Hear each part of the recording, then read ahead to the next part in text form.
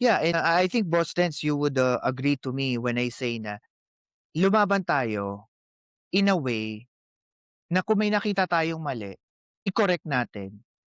In a way na hindi lang tayo nasa-shutdown, pero yung pinaninindigan natin yung opinyon natin kasi mali yung nakita natin, eh. Hindi Hmm, yung porket marami nag-troll sa'yo, "Ay wala na, delete ko na lang post ko," 'di ba? Or delete ko na lang yung komento ko. Hindi, eh.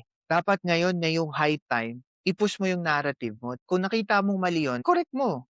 No, yung, dadalawang isip ka pa kung sasabihin mo yun o hindi. And, I think ito yun na ito yung matututunan natin moving forward if we really want to to if we really want to change our politics.